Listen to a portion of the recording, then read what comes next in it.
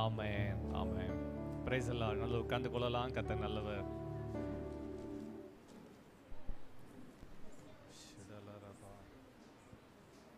கர்த்தர் நல்லவர். ஆமென். சந்தோஷமா இருக்கீங்களா? சந்தோஷமா இருக்கிறவங்க ஒரு ஆமென் சொல்லுவோம். கர்த்தர் நல்லவர், கர்த்தர் நல்லவர்.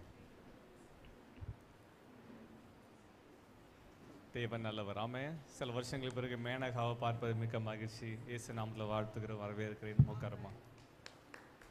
ஸ்தோத்திரம். கர்த்தர் நல்லவர். ஹல்லேலூயா. கர்த்தர் நல்லவர். ஆண்டவர் வார்த்தைகளுக்கு நேராக நம் இருதயங்களை திருப்பலாம். கர்த்தருடைய வசனத்தை நாம் வாசிக்க போகிறோம். ஆண்டவர் நாம் மையப்படுவதாக. பக்கத்தில் உங்களை பார்த்து கையை கொடுத்து பிரைஸ் லார்ட், நல்லா இருக்கீங்களா கேளுங்க பார்க்கலாம். சத்தம் இல்லாமல் இருக்கிறீங்க. நல்லா இருக்கீங்களா? ஒரு வாரத்துக்கு பிறகு உங்களை பார்த்தது சந்தோஷம். சிலர் 2 வாரத்துக்கு பிறகு பார்த்தது சந்தோஷம்.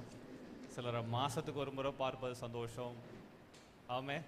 கர்த்தர் நல்லவர். ஹல்லேலூயா. இந்த நாளில் கர்த்தருடைய வசனத்திலிருந்து சில முக்கியமான காரியங்களை தியானிக்க போகிறோம்.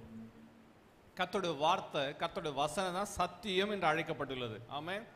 சத்தியம். எல்லாம் சொல்லுங்க, சத்தியம். சில சொல்லுவாங்க பார்த்தீங்களா, என்ன சொல்றாங்க? சத்தியமா சொல்றேன் அப்படின்னா என்ன அர்த்தம்? உண்மையா சொல்றேன். சத்தியமா சொல்றேன்னாக்கா உண்மையா சொல்றேன்.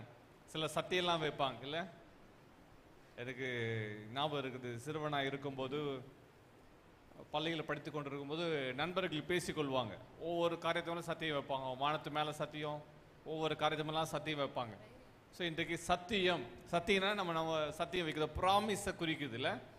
ஆனால் வேதம் எதை குறிக்கிறது? சத்தியம் என்பது எதை குறிக்கிறது? கர்த்தருடைய வசனம்.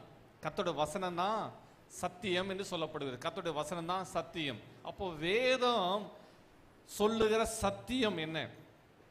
சத்தியத்தினால் நம்ம வாழ்வில் வருகிற இன்றைக்கு செய்தியுடைய தலைப்பு, சத்தியத்தினால் நம்ம வாழ்வில் வருகிற 3 விதமான ஆசீர்வாதங்கள். இந்த உலக பிரகாரமாக வைக்கிற சத்தியம் இல்லை, அந்த ப்ராமிஸை பற்றி பேசல. கர்த்தருடைய வசனம் தான் சத்தியம். எல்லாம் சொல்லுங்க, கர்த்தருடைய வசனம் தான் சத்தியம் என்று அழைக்கப்பட்டுள்ளது. அந்த கர்த்தருடைய வசனத்தை குறித்து வாசிக்க போகிறோம். அந்த கர்த்தருடைய வசனம் தான் சத்தியம். வேதம் வாசிக்கும் பார்த்தீங்கன்னா சத்தியம் என்ன? கச்சை அறையில கட்டி கொண்டு வரலாம் அப்படின்னா என்னது? கர்த்தருடைய வார்த்தை, வார்த்தையில் இருக்கிற வெளிச்சம் என்ற சத்தியம். இன்று கவனிங்க, இன்றைக்கு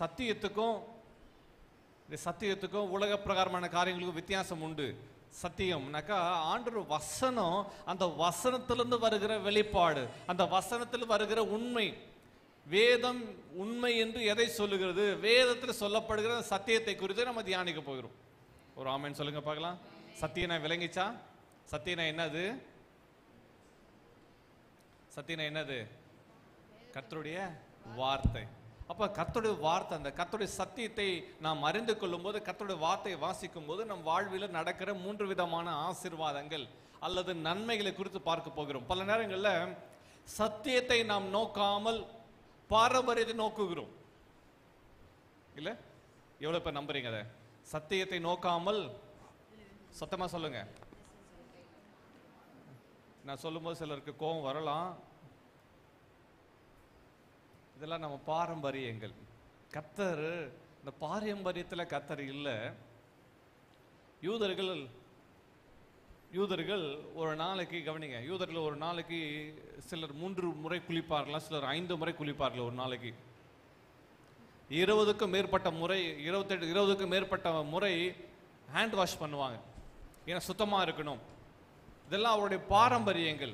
அந்த பாரம்பரியங்களை சத்தியமாய் கொண்டு வந்து விடக்கூடாது. இப்போ அவர் என்ன செய்வாங்க? ஒரு யூதர் வீட்டுக்குள்ள போனா அந்த மாதிரி காரியங்களை செய்யவில்லை என்றால், ஒருவேளை ஒரு யூதன் இன்னொரு வீட்டுக்குள்ள போயிட்டு அந்த மாதிரி காரியங்களை செய்யலைன்னா நீ யூதனே இல்லை, இப்படி பாரம்பரியத்தை நீ பின்பற்றவில்லை என்று சொல்லுவார்கள். கர்த்தர் பாரம்பரியத்துக்குள்ள இல்லை. கர்த்தர் எங்க இருக்கிறாரு? சத்தியத்துக்குள்ள இருக்கிறார்.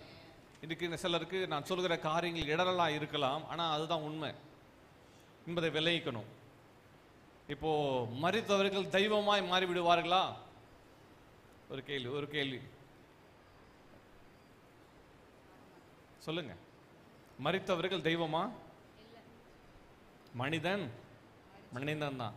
வேதம் அழகாய் சொல்கிறது, மனுஷனை நம்ம தெய்வமா என்ன பண்ணக்கூடாது? அவர் உயிரோடு இருக்கலாம், ஒரு மரித்து போயிருக்கலாம். மரியாதை குடிப்பது என்பது வேறு, அவர்களை வணங்குவது என்பது வேறு. அப்போ வணங்குவோமானால் என்னவா மாறிவிடும்? வேதவசனத்தின் அடிப்படையில் விக்கிரக ஆராதனையை மாறிவிடும். ஸோ நம்ம சத்தியத்தை இன்னைக்கு மாற்றி கொண்டிருக்கிறார்கள். இனி சத்தியத்துக்கும் உலகத்தினுடைய பாரம்பரியங்களுக்கும் இருக்க வித்தியாசத்தை நாம் விளங்கிக் கொள்ள வேண்டும். இன்றைக்கு சில வீடுகளில் வணங்குகிறார்கள். நான் ஆண்டவர் அறியாதவர்களை பற்றி பேசவில்லை, ஆண்டவர் அறிந்தவர்களுக்கு இந்த செய்தியை நான் கொடுக்கிறேன். ரொம்ப முக்கியமான ஒரு காரியம். ஒருவேளை நம்முடைய தாத்தா பாட்டி, ஒருவேளை நம்ம மூதாதையர்கள் மரித்திருக்கலாம், ஆனால் இன்றைக்கும் அவர்கள் வீடுகளில் அந்த ஃபோட்டோவை வைத்திருக்கிறாங்க. பரவாயில்ல, ஃபோட்டோ வச்சிருக்கிறாங்க, அவங்க ஞாபகமாக வைத்திருப்பது பிரச்சனை இல்லை. ஆனால் ஃபெஸ்டிவல் டைமில், அவங்க பர்த்டே டைமில் பார்த்தீங்கன்னா அவங்களுக்கு பூ போட்டு கேண்டில் கொளுத்துறது, அவங்களுக்கான படையல்களை வைக்கிறது, இது மாதிரி காரியங்களை செய்து அவங்களுக்கு அது பிடிக்கும் என்று சொல்லி சில காரியங்களை செஞ்சு அவங்க வைக்கிறது. சில நினச்சிக்கிறாங்க அவங்க வந்து சாப்பிடுவாங்க. இதெல்லாம் பாரம்பரியங்கள் என்பதை நம்ம நல்லா என்ன பண்ணோம், விளங்கிக்கணும். அப்படி நம்ம வணங்குவோமானால் நல்லா கவனிச்சுக்கணும். நான் ஆண்டவர் அறியாத ஒரு புறமார்க்கத்திலிருந்து நான் வந்தேன், அப்போ அவர்கள் அதை செய்து கொண்டிருந்தார்கள். என்ன நடக்கும் என்பதை நல்லா விளைவிக்கணும். ஒரே ஒரு ரகசியத்தை மட்டும் சொல்றேன், நீங்க தெரிஞ்சிட்டா உங்க கண்கள் திறக்கப்படும். நீங்க பாரம்பரியத்துக்குள்ள போக மாட்டோம். இது நான் லைவ் போயிட்டு இருக்குது, ரொம்ப ஓப்பனாகவும் நான் பேச முடியல, இல்லை எல்லாரும் பார்த்துட்டு இருக்காங்க. நம்ம அப்படி ஒரு காரியத்தை, ஒரு உலகத்தினுடைய எந்த பொருளாக இருக்கலாம், எந்த நபராக இருக்கலாம், எதுவோ வைத்து நம்ம வணங்க ஆரம்பிக்கும்போது நடக்கிறது என்ன தெரியுமா? நாம் பிசாசுக்கு இடம் கொடுக்கிறோம், அசுத்த ஆவிகள் வருவதற்கு இடம் கொடுக்கிறோம் என்பதை மறந்து விடக்கூடாது. நான் கர்த்தருடைய வசனத்தை அறிந்த தேவ ஜனங்களோடு பேசி கொண்டிருக்கிறேன். இன்றைக்கு அதுதான், அந்த ரகசியத்தை விளங்கி கொள்ளாம ஜீவனுள்ள தேவனை ஆராதிக்காம இந்த உலகத்தின் காரியங்களை ஆராதிக்கும் போது நாம் பிசாசுக்கு இடம் கொடுக்கிறோம். பிசாசு நம்ம வாழ்க்கையில், நம்ம குடும்பத்தில், நம்ம வீடுகளுக்குள்ள வந்து அவன் கிரியை செய்வது இடம் கொடுக்கிறோம். அதனால தான் வசனம் சொல்லுது, பிசாசுக்கு இடம் கொடாமலும் இருங்கள். அப்போ பிசாசு உங்க வீட்டுக்குள்ள வரதுக்கு ஒரு வழி இருக்குது. என்ன வழி? எலி உங்க வீட்டுக்குள்ள வரதுக்கு ஒரு வழி இருக்குது. வீட்டுக்குள்ள எலி வருதா? எலி வரலாம், சந்தோஷம். எலி உங்க வீட்டுக்குள்ள வருதுன்னா ஒரு வழியை கண்டுபிடிச்சு வச்சிருக்குது. புரிஞ்சிச்சா? எந்த வழியா வருது? என்ன? அதுக்குன்னு ஒரு பாதை உண்டு பண்ணி வச்சிருக்குது. ஒருவேளை அங்க பாதை இருக்கலாம், அதுக்கு ஒரு பாதை உண்டு பண்ணி வச்சிருக்குது. அப்போ இன்றைக்கு பிசாசு நம்ம வாழ்க்கையில வர்றதுக்கு ஒரு வழியை நம்ம உண்டு பண்ணி இருக்கிறோமா என்பதை கவனிக்கணும். பிசாசுக்கு ஒரு ஓட்ட தேவையா? ஓட்ட தேவையில்லை, நீங்க ரூட்டு போட்டு விட்டு தான் போதும். ஒரு புள்ளி வச்சா போதும், வந்துடுவோம். சொல்ல புரியுதா? ஒன்று, நமக்கு பிடிச்சதை ஆராதிப்பது. சொல்ல புரியுதா? பிடிச்சதை ஆராதிப்பது. ஒருவேளை மரித்து விட்டார்கள், அவர்கள் ஆண்டவர் உங்களுக்கு ஆசீர்வாதமாக இருக்கும்படி கர்த்தர் அவர்களை வச்சிருக்கிறார். கர்த்தருக்கு ஸ்தோத்திரம். நம்ம அவருக்கு கொடுக்க வேண்டிய அந்த நாளில் நம்ம நினைவு கூறுவது, அவரை குறித்து காரியங்களை பேசுவது பிரச்சனை இல்லை. ஆனால் வணங்குவது, ஆராதிப்பது. கவனிங்க, ஆண்டவர் இந்த உலகத்தை அழகாய் சிருஷ்டித்தார். சிருஷ்டிக்கும் போது ரொம்ப பியூட்டிஃபுல்லாக எல்லாவற்றையும் ஆண்டவர் படைச்சார். கேருபீன்கள், சேராபீன்கள் எல்லாம் தூதர் வகைகள் எல்லாவற்றையும் கர்த்தர் படைச்சார். அப்போ அதுல ஒரு தூதர் கூட்டத்தினுடைய தலைவன் பேரு தான் லூசிஃபர். என்ன ஃபர்? அவன் யாரு? விழுந்து போன தூதன். எப்படி விழுந்தாவன்? எல்லா ஆண்டவர் படைச்ச எல்லாமே கர்த்தரை வணங்கி கர்த்தரை ஆராதித்தது லூசிஃபர் பார்த்தான். லூசிஃபர் தான் அந்த ஆராதனை குழு கூட தலைவன். அவன் நினைச்சான், ஆண்டவர் சிங்காசனத்தில் வைத்து உட்கார்ந்து இருக்கிறார், எல்லாரும் அவரை ஆராதி தொழுது கொண்டிருக்கிறார்கள். அவனுக்குள்ள ஒரு எண்ணம் உண்டாயிற்று, நான் அந்த சிங்காசனத்தில் ஏறுவேன். நான் சிங்காசனம் உட்காரும் போது எல்லாரும் என்னை ஆராதிப்பார்கள், நான் ஆராதனைக்கு உரியவனாய் மாற வேண்டும் என்று சொல்லி அவன் நினைத்த மாத்திரத்தில் ஆண்டவர் அவனை தள்ளினார். நம்ம 33 கோடி நிறுத்திக்கிறேன், புரிஞ்சிருக்கு நினைக்கிறேன். அதெல்லாம் யாரு? விழுந்து போன தூதர்கள். யாரு அவங்களாம்? யாரு? விழுந்து போன தூதர்கள் என்பதை கவனிக்கணும். அப்போ அவன் தூதர் கூட்டத்தில் 1/3 பகுதியை அவன் கூடவே இழுத்து கொண்டு இந்த பூமியில விழுந்தான். அந்த விழுந்து போன தூதர்கள் தான் ஆண்டவர் அழகாய் உண்டாக்கின அந்த உலகத்தை நாசம் பண்ணினார்கள். ஆதியாகமம் 1:1 சொல்லுது, இந்த beginning God created heaven and earth. ஆதியிலே தேவன் வானத்தை பூமியை உண்டாக்கினார், சிருஷ்டித்தார், படைத்தார் என்று எழுதப்பட்டுள்ளது. அப்போ ஆண்டவர் படைச்சிட்டாரு. 2ஆம் வசனத்தில் வாசிக்கும் போது அந்த 1ஆம் வசனத்துக்கு 2ஆம் வசனத்துக்கு நடுவில் இருக்க காரியம் சில வருஷம் கேப் இருக்குது. அந்த 1ஆம் வசனத்துக்கு 2ஆம் வருஷத்துக்கு நடுவில் என்ன இருக்கு காரியங்கள் நடந்துச்சுன்னு பார்த்தீங்கன்னா, அந்த முதலாம் வசனத்திலையும் ஆதியாகமம் 1:1 ஆதியாகமம் 1:2 நடுவில் நடந்த காரியம் தான்.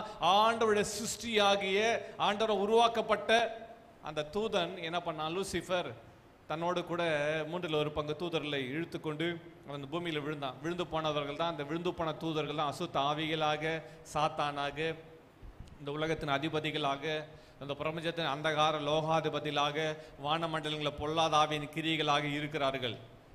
ஆமென் சொல்லுங்க பார்க்கலாம். விளங்கி குச்சா? ஸோ அப்போ சாத்தானுக்கு என்ன தேவை? ஆராதனை தேவை. சாத்தானுக்கு என்ன தேவை? ஆராதனை தேவை. அந்த ஆராதனை எந்த விதத்தில் வேணாலும் பண்ணலாம். ஒருவேளை போட்டோ வச்சு வணங்கலாம், அவனுக்கு ரொம்ப சந்தோஷம், குதூகலம். ஓப்பா, அவனுக்கு தேவை என்ன தெரியுமா? ஆராதனை. அவனை ஒருவேளை நீங்க உங்க வீட்டுக்கிட்ட இருக்கிற மரத்தை நீங்க பூஜை செய்யலாம், அது அவனுக்கு சாத்தானுக்கு ரொம்ப சந்தோஷம். அப்பா எப்படியோ என்ன ஆராதிக்கிறியா, சந்தோஷம். போட்டோ வச்சு வணங்கலாம். சிலர் அவர்கள் ரொம்ப நேசிச்சவங்களுடைய ஞாபகமா சில பொருளை வச்சிருப்பாங்க.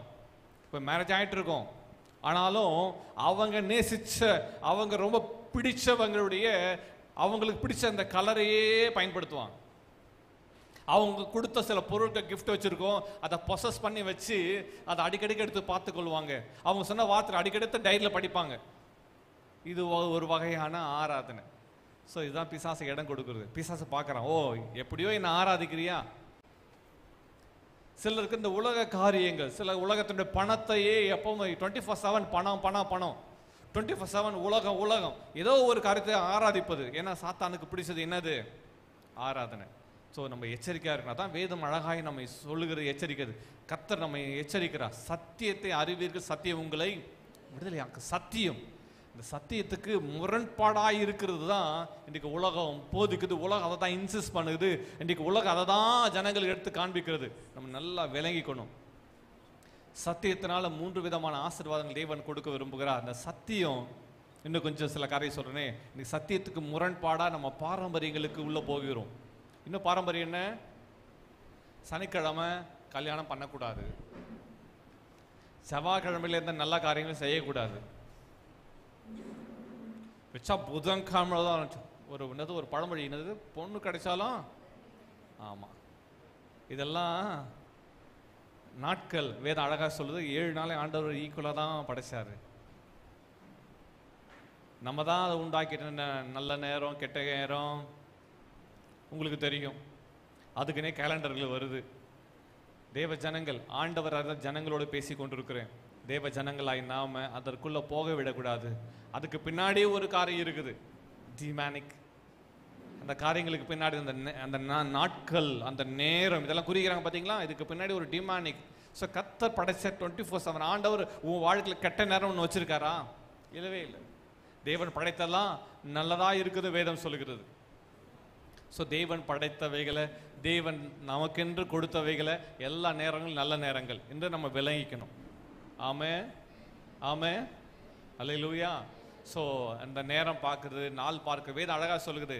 நேரம் பார்க்கிறவர்கள், நாள் பார்க்கிறவர்கள், குழி சொல்லுகிறவர்கள் எல்லாருமே அந்தகாரத்துக்குரிய பிசாசனுடைய நரகத்திற்கு சொந்தமானவர்கள் என்று வேதம் தெளிவாய் சொல்லி விடுகிறது.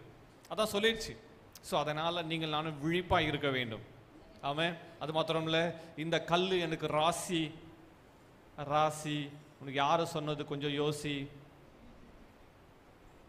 ராசி கல், ராசி நேரம், இந்த ட்ரெஸ் ராசி, இந்த நிற ராசி, இதெல்லாம் நம்ம எல்லாம் இந்த பாரம்பரியங்களை விட்டு விலகணும். வேற எதாவது முக்கியமான விட்டுட்டோம் என்னம்மா?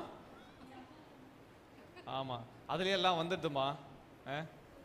நான் சொன்ன நேரங்கள்லேயே எல்லாமே வந்துடுது. சரியா? ஸோ இது எல்லாமே மேன்மேடு. ஸோ மனுஷனால் எல்லா நேரங்களும் ஆண்டவர் உண்டாக்கினது நல்ல நேரம். என்ன சொல்லுங்க? எல்லா நேரமும், சத்தமாக சொல்லுங்க, எல்லா நேரமும் நல்ல நேரமே, எல்லா நாட்களும் நல்ல நாட்களே.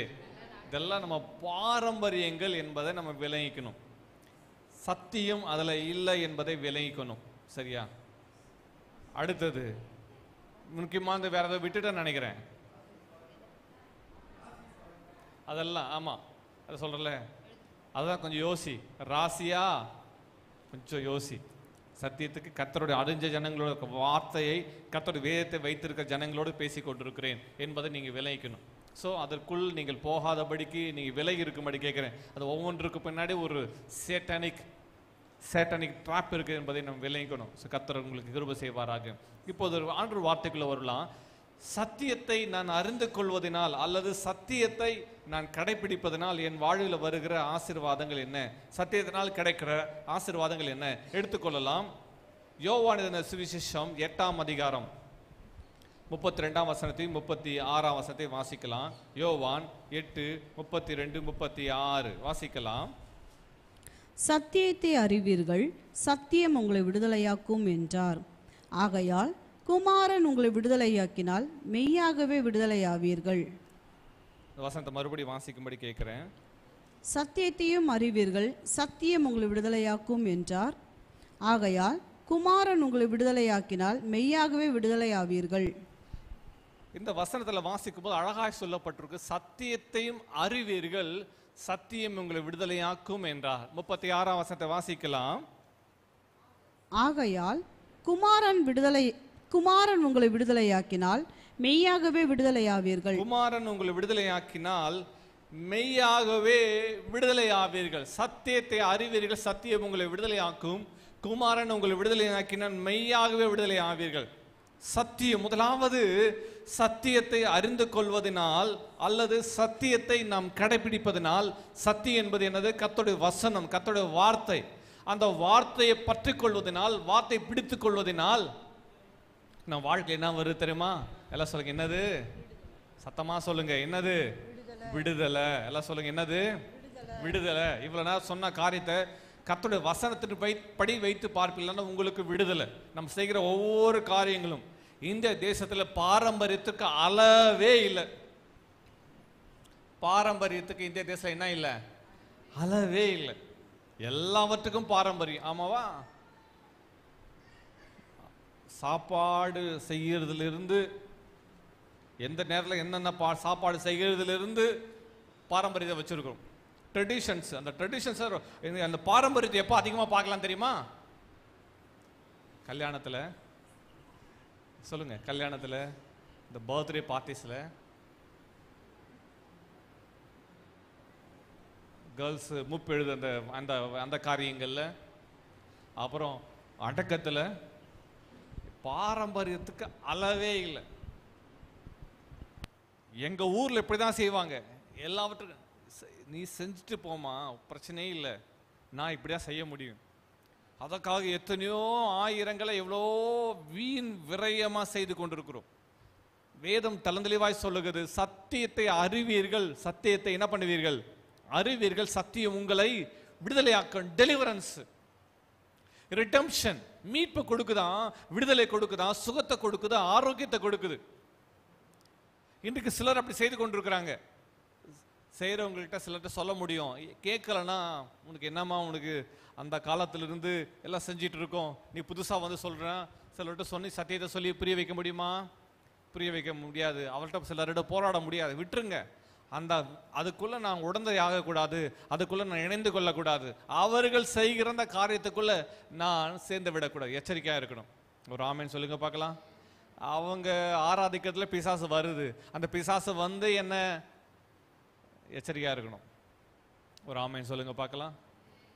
ஸோ தேவ ஜனங்களுடைய கண்களை தேவன் தன்னால திறப்பாராக. இன்றைக்கு நாம் அறிந்து கொள்ள வேண்டிய சத்தியம், அந்த சத்தியத்தினால வருகிற ஆசீர்வாதம். வாசனத்தில் வாசிக்கும் போது சத்தியத்தை என்ன பண்ணுவீர்களா? அறிவீர்கள்.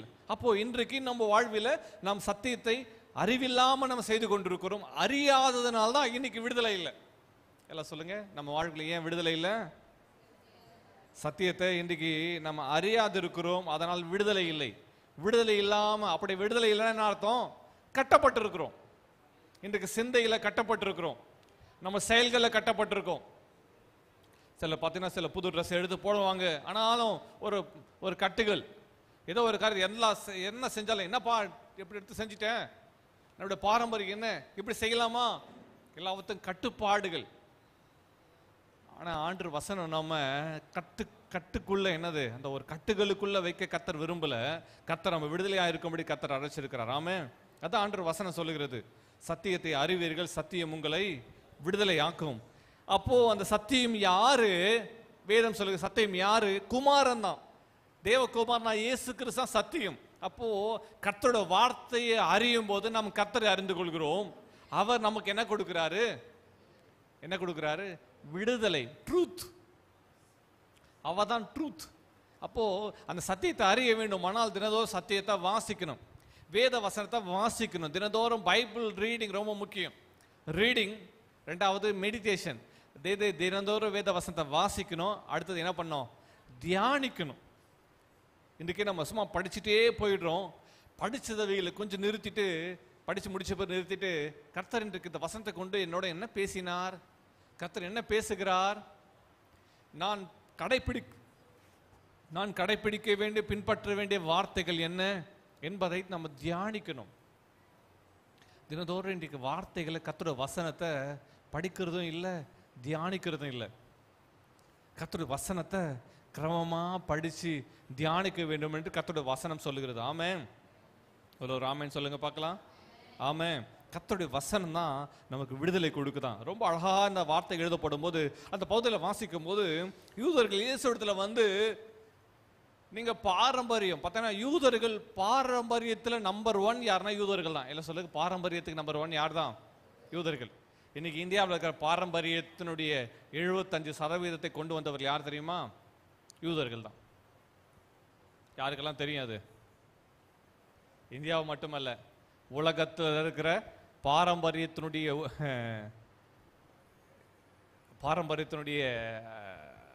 இந்த சிஸ்டம்ஸை கொண்டு வந்தவர்கள் யூதர்கள் தான். ஏன்னா அவர்கள் பாரம்பரியத்தை அப்படியே பின்பற்ற ஆரம்பித்தார்கள். கர்த்தர் என்ன விரும்புகிறார் என்பதை பார்ப்பதற்கு பதிலாக பாரம்பரியத்தை பிடித்து கொண்டார்கள். கர்த்தர் இன்னைக்கு நம்மகிட்ட சொல்றது தெரியுமா? பாரம்பரியத்தை பிடிக்காத, கர்த்தரை பற்றிக்கொள். ஒரு ஆமென் சொல்லுங்க பார்க்கலாம். பக்கத்தில் பார்த்து சொல்லுங்க, பாரம்பரியத்தை பிடிச்சிக்காத, கர்த்தரை பிடிச்சுக்கோ. ஆமென். நீங்க பாரம்பரியத்தை பிடிச்சு கொண்டு இருப்பாய், என்னால் கர்த்தருடைய வசனத்துக்கு முரண்பாடாக செய்து கொண்டிருப்பாய். கர்த்தரை பிடிச்சுக்கோ. நீ கர்த்தரை பிடிச்சிட்டா அவர் உன்னை சரியான பாதையில், நீதியின் பாதையில், ரட்சிப்பின் பாதையில், ஆசீர்வாதத்தின் பாதையில், நன்மையின் பாதையில் கர்த்தர் உன்னை நடத்துவார். ஆமென். அல்லேலூயா. இரண்டாவது, முதலாவது விடுதலை. எல்லாம் சொல்லுங்க, என்னது? விடுதலை. அந்த விடுதலை என்னதமா? சிந்தையில வருகிற விடுதலை. ஆவியில, ஆத்துமாவில, சிந்தையில விடுதலை வரும். எல்லாம் சொல்லுங்க, ஆவியில, ஆத்துமாவில, சிந்தையில விடுதலை. அந்த விடுதலை வந்துட்டா இன்னும் சந்தோஷமா பேச முடியும், சந்தோஷமா காரியம் நடப்பிக்க முடியும். விடுதலை இல்லாதனால தான் கட்டப்பட்ட நிலைமையிலேயே இருப்போம். நம்ம சிந்தைகள், நம்ம நினைவுகள், யோசனைகள் எல்லாம் கட்டப்பட்ட நிலைமையிலே இருப்போம். ஆனா விடுதலை வந்துட்டார் சந்தோஷமா பேச முடியும், சந்தோஷமா சிரிக்க முடியும், மகிழ்ச்சியா இருக்க முடியும். இந்த பாரம்பரியத்தின் கட்டுகள் இருந்து வெளியே வர வேண்டும். சத்தியம், கர்த்தருடைய வார்த்தை, தினதோறும் வசனத்தை வாசிங்க. யாராவது அதை செய் இதை செய்யன்னு சொன்னாங்கன்னா, பைபிள் எங்க எழுதப்பட்டிருக்குது கேட்கணும். சொல்லுங்க, பைபிள் எங்க எழுதப்பட்டிருக்குதுன்னு கேட்கணும். கேட்பீங்களா? நீங்க கேட்கும் போது உங்களுக்கு பதில் கிடைக்கும்.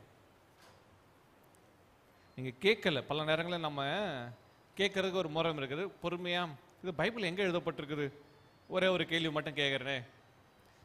திருமணத்துல திருமாங்கல்யத்தை தாலி கட்டுறாங்கல்ல, ஏன் எல்லாருக்கும் தாலி கட்டியிருக்காங்களா? மேரேஜ் ஆனவங்க சொல்றேன், தாலி கட்டியிருக்கிறாங்களா? சில செயின் போட்டிருக்கீங்க. எத்தனை முடிச்சு போடுறாங்க? 3 முடிச்சு போடுறாங்களா? ஏன் 3 முடிச்சு போடுறாங்க கேட்டிருக்கீங்களா?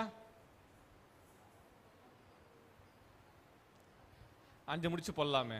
இல்லைங்க, ஸ்ட்ராங்கா 3 முடிச்சு போட்டா உறுதியா இருக்கும். 5 முடிச்சு போடலாமே, 10 முடிச்சு போடலாமே. இல்லை கயிறு அவ்வளோ வீக்கா? இல்லை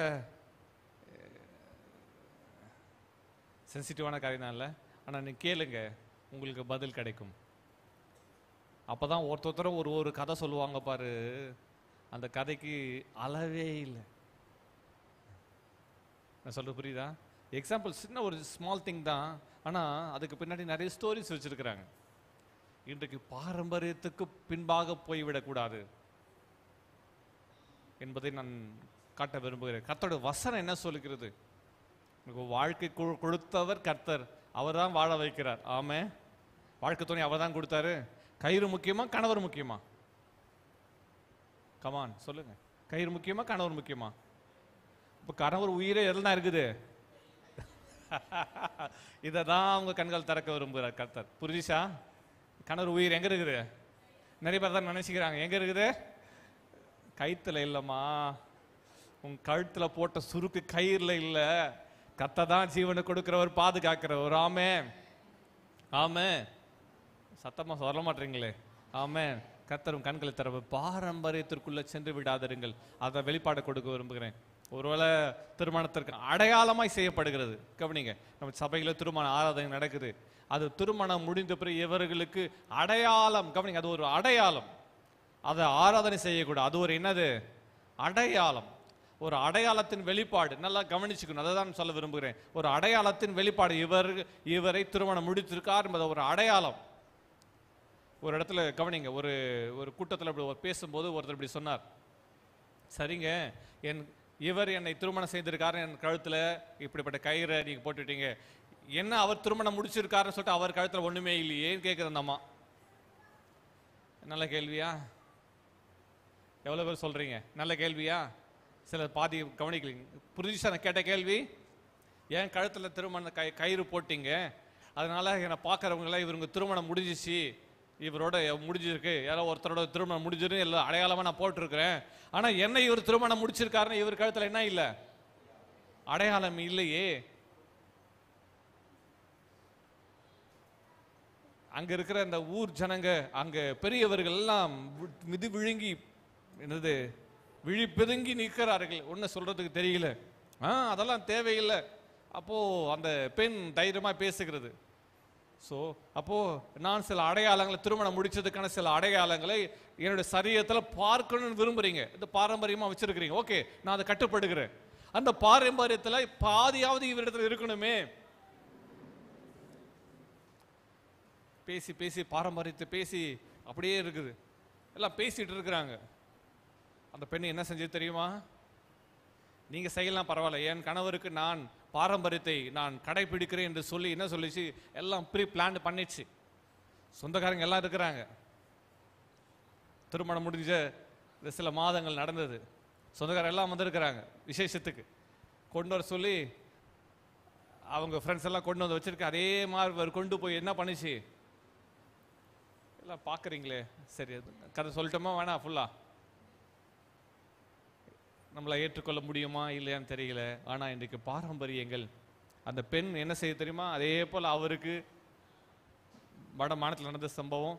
தாலி அதே போல அந்த வட மாநிலத்தில் உங்களுக்கு தெரியும், கலர் வித்தியாசமா இருக்கும். தாலி அணிவித்து அவங்களோட பாரம்பரியத்தின்படியே அவருக்கு என்ன சொல்லுவாங்க, என்னது அது இந்தியில செந்தூர், ஆமா, அதெல்லாம் வச்சு அவருக்கு என்னென்ன பண்ண, அவங்களுக்கு என்னென்ன பண்ணாங்களோ அவ்வளவும் அவருக்கு செய்தார்கள்.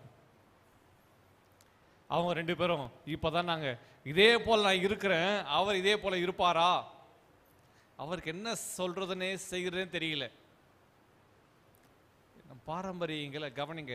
ரெண்டும் திருமணம்னா என்ன சொல்லுவாங்க? இரண்டு மனங்கள் இணைகிறது. தட்ஸ் ஆல், முடிச்சு. அடையாளமா ஒரு கருத்தை சொல்றீங்க, செய்கிறீங்க. ஆனா அதவே அவங்கள பிடிச்சு அவங்கள ஆட்டி படைக்க கூடாது.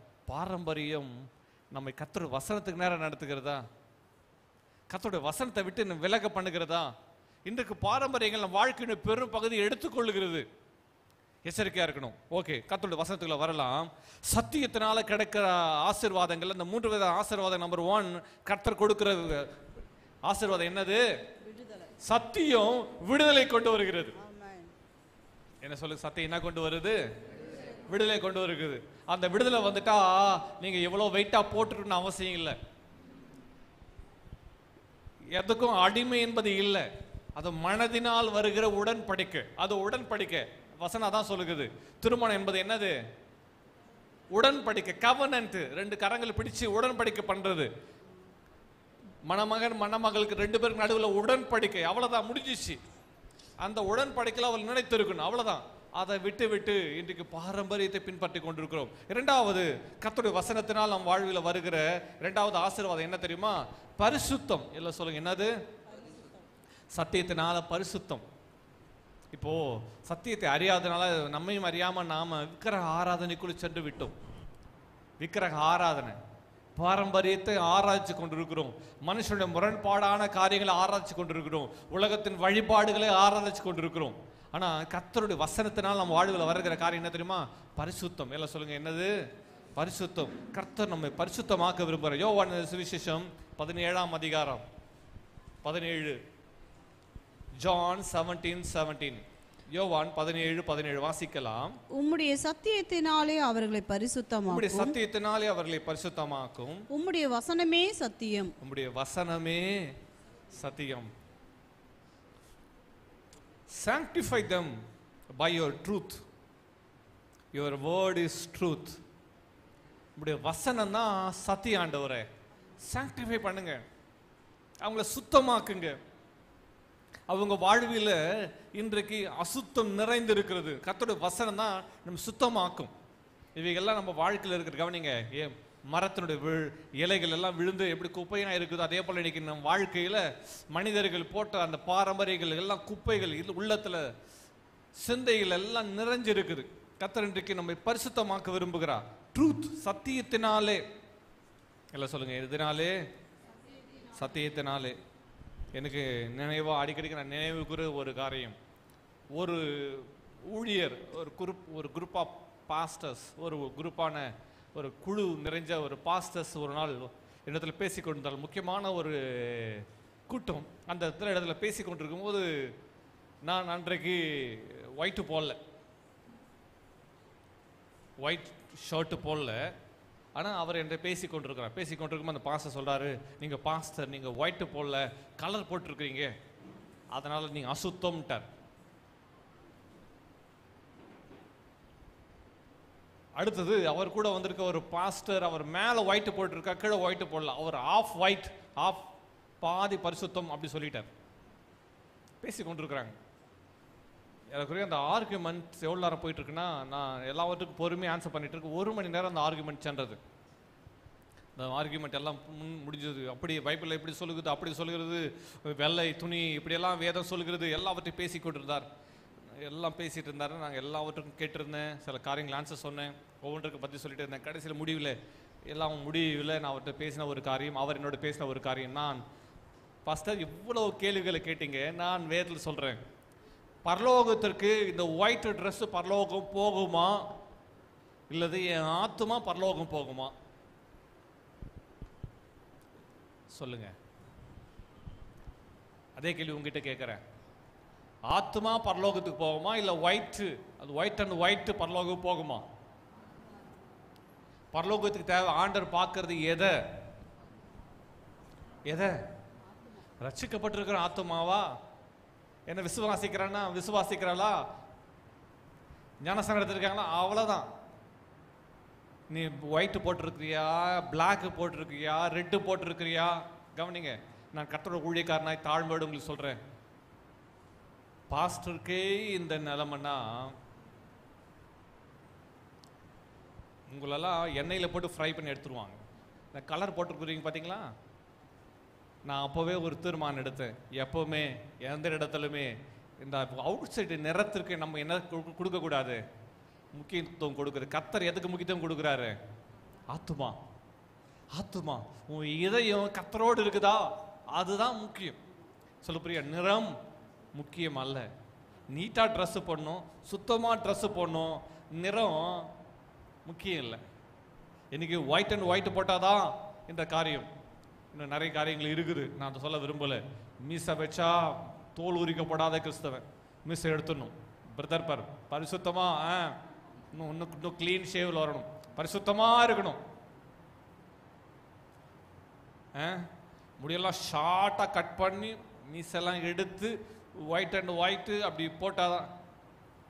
பரலோகம் அதை என்ன பண்ணலை, பார்க்கல. பரலோகம் பார்க்க என்ன தெரியுமா? ஆண்டவர் சாமுவேல் திருக்கதரிசியில் சொல்லுவார், என்ன சொல்லுவார் தெரியுமா? மனுஷன் பார்க்கிறபடி நான் பாரேன். 1 சாமுவேல் 16 வாசிக்கிறோம். ரொம்ப அழகா தந்தையில் சொல்லப்படுது. கர்த்தருடைய தொடர்ந்து கொள்வது வித்தியாசமானது. மனுஷன் பார்க்கிறபடி நான் பாரேன். சாமுவேலே, நீ பார்க்கிறபடி நான் பார்க்க விரும்பல. நீ ஹைட்டா பார்க்கிற, வெயிட் பார்க்கிற. கர்த்தர் பார்க்கிற தெரியுமா? இதயத்தை. மனுஷன் முகத்தை பார்க்கிறான், கர்த்தரோ இதயத்தை பார்க்கிறார். கர்த்தர் பார்க்கிறது இதயத்தை தான். அந்த ஆத்துமா தான் என்ன பண்ணப்படும்? பரலோகத்துக்கு எடுத்துக்கொள்ளப்படும். அதனால உலக பிரகாரமான நியாய தீர்ப்புகள் செல்லுபடி ஆகாது. உலக பிரமா இவர் பரலோகம் போவார், இவர் போக மாட்டார், இவர் ரட்சிக்கப்பட்டவர், இவர் அப்படி எப்படி சொல்லி உலகத்தினுடைய காரியங்களை உட்கார்ந்து நாம் நியாயம் தீர்த்து கொண்டிருக்கோம். அது நம்முடைய வேலை அல்ல. நல்லா கவனித்துக் கொள்ளுங்க. கர்த்தர் பார்க்கத இதயம். இந்த கேள்விக்கு அவர்களால் பதில் சொல்லவே முடியல. அந்த போதகர் திகைத்து இப்படிலாம் பாஸ்டர் திறந்தெளிவாக சொல்லுங்க, பரலோகத்திற்கு நாம் போயிட்டு இருக்கிற இந்த ட்ரெஸ்ஸோ இதுவோ இதில் ஏதாவது ஒன்று, இந்த உலகத்தில் காண்கிற ஏதாவது ஒன்று பரலோகம் போகுன்னு சொல்லுங்க பார்க்கலாம். சொல்லுங்க. நீங்கள் ஏழைகளுக்கு கொடுக்கிறது, நீங்கள் கர்த்தருக்கு கொடுப்பது எல்லாம் பரலோகத்தில் கணக்கு வைக்கப்படும். ஸோ உங்க கணக்கெல்லாம் பரலோகத்துக்கு போவோம். இந்த உலகத்துடைய எதுவுமே எங்க போகாது, தேவனுடைய ராஜ்யத்தை சுதந்திரத்துக்கு கொள்ளாது என்பதை விளைவிக்கணும். ஆத்துமா, இந்த ஆத்துமா கர்த்தருக்கு சொந்தமானது. விளைவிக்கணும். விலகி கொண்டு ஒரு ஆமேன் சொல்லுங்க பார்க்கலாம். இரண்டாவது பரிசுத்தம். இந்த பரிசுத்தம் கர்த்தரோடு இருக்கிற அந்த பரிசுத்தம், கர்த்தருடைய ரத்தத்தால் கழுவப்பட்ட என்ற நிலைமையில அந்த சிந்தையிலேயே வாழுகிற பரிசுத்தம். பாரம்பரியம் அல்ல, இந்த உலகத்தின் காரியங்கள் அல்ல. வசனத்தில் வாசிக்கும் போது இப்படியாக சொல்ல 19 வசனத்தை வாசிக்கலாம். 19th verse, யோவான் 17:19, John 17 verse 19. அவர்களும் சத்தியத்தினாலே பரிசுத்தமாக்கப்பட்டவர்களாகும்படி அவர்களுக்காக நான் என்னைத்தானே பரிசுத்தமாக்குகிறேன். இயேசு சொல்றாரு, என்னை தானே அவளுக்காக பரிசுத்தமாக்குகிறேன். ஏன்? சீஷர்களுக்கு அவர் பாரம்பரியத்தை பின்பற்றுவதை குறித்து அவர் சொல்லவில்லை. 613 கட்டளைகள் மோசையின் பிரமாணத்தின் மூலம் அந்த 613 கட்டளைகள் அவர் நிறைவேற்றினார். நிறைவேற்றி விட்டு அவர் சொல்லுகிறார், என்ன சொல்லுகிறாரு? இந்த பாரம்பரியங்களுக்குள்ள நீ சென்று விடக்கூடாது. நான் எதை விரும்புகிறேன்? தொய்ந்து போன ஆத்துமாக்களை, துரத்தப்பட்ட ஆத்துமாக்களை இவளை மீட்க தான் நான் வந்தேன். மீட்பின் பொருளாக என் ஜீவனை கொடுக்க வந்தேன். தன்னுடைய ரத்தத்தை அவர் கொடுத்தார். அதற்கு அடையாளமாக அவர் திருவிருந்த ஆராதனை நமக்காக விட்டு சென்று இருக்கிறார். இதெல்லாமே ஆண்டவர் நமக்கு காண்பித்து கொடுத்த பாதைகள், வழிகள். அந்த பாதை வழியாக செல்ல வேண்டும். ஒரு ஆமேன் சொல்லுங்க பார்க்கலாம். ஆமென். கர்த்தர் அவருடைய வார்த்தையினால, சத்தியத்தினால நம்மை பரிசுத்தமாக்க விரும்புகிறார். மறுபிரிப்பை கொடுக்க விரும்புகிறார். நமக்குள்ள ரட்சிப்பை கொடுக்க விரும்புகிறார். நமக்குள்ள மனமாற்றத்தை கொடுக்க விரும்புகிறார். நம்ம ஆத்துமாவை சுத்திகரிக்க விரும்புகிறார். வாசிக்கலாம். 1 பேதுரு புஸ்தகத்தில் வாசிக்கும்படி கேட்கிறேன். 1 பேதுரு புஸ்தகம் 1 அதிகாரம் 23 வசனம், 22, 23. 1 Peter chapter 1 verses 22 and 23. ஆகையால் நீங்கள் மாயமற்ற சகோதர சிநேகமுள்ளவர்களாகும்படி ஆவியினாலே சத்தியத்திற்கு கீழ்ப்படிந்து உங்கள் ஆத்துமாக்களை சுத்தமாக்கி கொண்டவர்களாய் இருக்கிறபடியால் சுத்த இருதயத்தோடு ஒருவரில் ஒரு ஊக்கமாய் அன்பு கூறுங்கள். அழிவுள்ள வித்தினால் அல்ல, என்றென்றைக்கும் நிற்கிறதும் ஜீவனுள்ளதுமான தெய்வ வசனமாகிய அழிவில்லாத வித்தினாலே மறுபடியும் ஜெனிப்பிக்கப்பட்டீர்களே. ரொம்ப அழகா சொல்லப்பட்டிருக்கு பாருங்க. வித்து, விதை. அந்த விதை யார்? கிறிஸ்து. அழிவில்லாத விதை, அழிவில்லாத வித்து அவர்தான். அந்த வித்து, அந்த சீட் அவர்தான் கிரைஸ்ட். கிறிஸ்துவை குறித்து சொல்லப்பட்டுள்ளது. அதனால ஜெனிப்பிக்கப்பட்டிருக்கல. கர்த்தர் உங்களை மறுபடியும் புதுப்பிச்சிருக்கிறாரு. enduring word அவர்தான். அந்த அன்பிலே அழகா சொல்லப்பட்டிருக்குது. since you have purified your souls in obeying the truth through the spirit in sincere love of the brethren, love one another fervently with a pure heart. அந்த வசனத்துல வாசிக்கும் அழகா சொல்லப்பட்டிருக்குது. obeying the truth, சத்தியத்துக்கு கீழ்ப்படிதனாலே பரிசுத்தம். சத்தியத்தை படி செய்வதனாலே பரிசுத்தம். நீ சத்தியத்துக்கு நம்ம கீழ்ப்படுகிறோமா? சத்தியத்தின்படி செய்கிறோமா? சத்திய வார்த்தைகளுக்கு நாம் இணங்குகிறோமா? யார் உங்ககிட்ட எதை செய் சொன்னாலும் வசனத்தை எடுத்து வாசித்து பாருங்க. இந்த வசனத்தில் அப்படி சொல்லப்பட்டிருக்கிறதா? இந்த வசனத்தின்படி நான் நடக்கிறேனா? இந்த கடைசி நாட்களில் நியாயம் இருக்கிற கர்த்தருடைய வசனம் தான். கர்த்தருடைய வசனம் தான் நம்ம நியாயம் இருக்கும். அப்ப கர்த்தருடைய வசனத்தில் சொல்லப்பட்டிருக்கிறதுபடி நம்ம செய்கிறோமா? அதான் முக்கியம். கர்த்தருடைய வசனத்தில் என்ன சொல்லப்பட்டிருக்குது? நீ ஆண்டவராக இயேசு கிறிஸ்து ஏற்றுக்கொள், ரட்சிக்கப்படுறது. உன் பாவங்களார கழுவப்படு.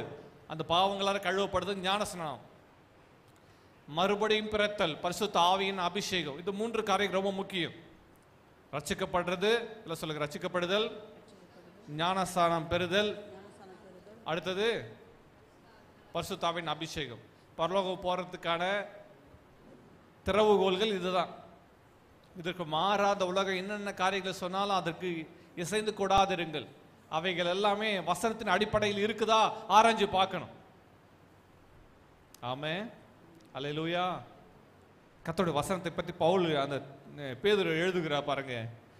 சத்தியத்துக்கு நீங்க நானும் கீழ்ப்படியணும், சத்தியத்தை நாம் பற்றி கொள்ள வேண்டும், அந்த சத்தியத்திலே நிலைச்சிருக்கணும். 22, 23 வசனம் அதான் சொல்ல போற. சத்தியத்தில் நிலைத்திரு, அந்த வசனத்திலே நிலைத்து அபாய்டு, அந்த வசனத்திலே நிலைத்திரு, அந்த வசனத்திலே தரித்திரு. கர்த்தருடைய வார்த்தையிலே நீங்கள் நான் தரித்திருக்க வேண்டும் என்று விரும்புகிறார். ஒரு ஆமென் சொல்லுங்க பார்க்கலாம். மூன்றாவது, சத்தியத்தினாலே கர்த்தர் நமக்கு கொடுக்குறது என்ன தெரியுமா? பாதுகாப்பு. முதலாவது விடுதலை, இரண்டாவது பரிசுத்தம், மூன்றாவது பாதுகாப்பு. வாசிக்கலாம்.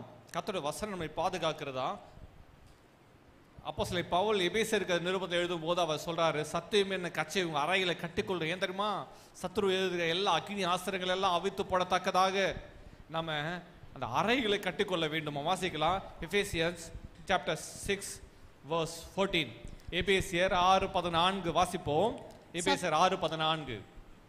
சத்தியம் என்னும் கச்சையை உங்கள் அறையில் கட்டினவர்களாயும். சத்தியம் என்ன கச்சையை உங்க அறையில கட்டினவர்களாய். என்னதான் சத்தியம் என்ன கச்சை? கச்சைனா என்னது? பெல்ட். பெல்ட் எதுக்கு பெல்ட் போடுறாங்க? அரை கச்சை. ஆடை உறுதியா ஸ்ட்ராங்கா நிக்கணும், கழண்டு விழாம இருக்குது. இன்னைக்கு நிறைய பேர் விழுந்துட்டாங்க. ஏன் தெரியுமா? சத்தியம் அரை கச்சையில இல்லை.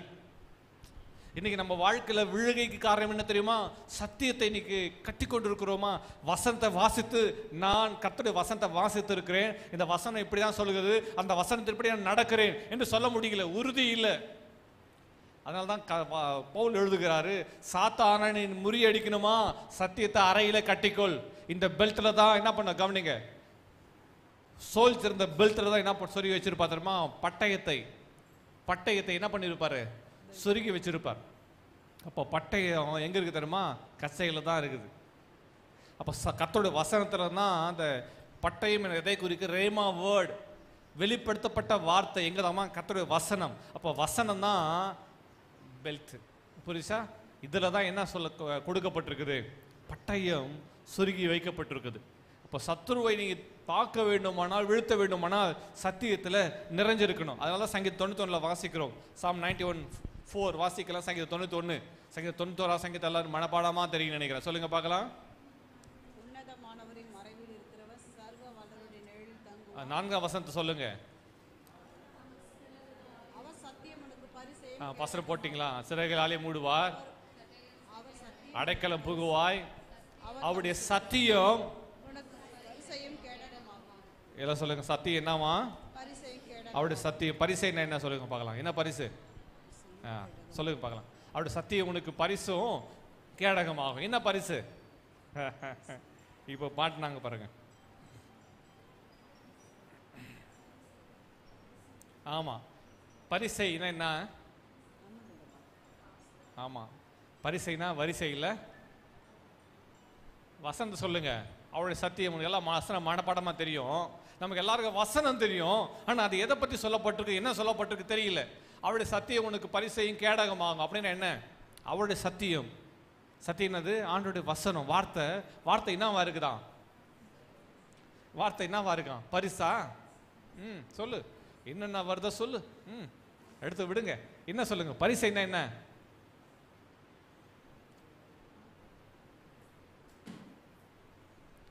இங்க மொழிபெயர்ப்பு என்ன சொல்லப்படுது? Buckler, shield and buckler. பரிசையும் கேடகமா இருக்கான். அப்படின்னு என்ன?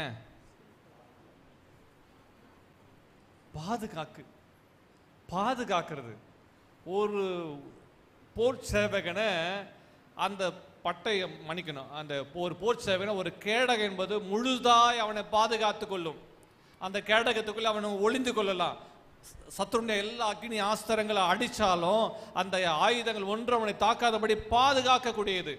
அப்போ கர்த்தருடைய வசனம் தான், கர்த்தருடைய சத்தியம் தான் அவனை என்ன பண்ணுமா? பாதுகாக்கும் என்று எழுதப்பட்டிருது. நிறைய பேர் பரிசுன்னு நினைச்சிட்டு இருக்கிறாங்க.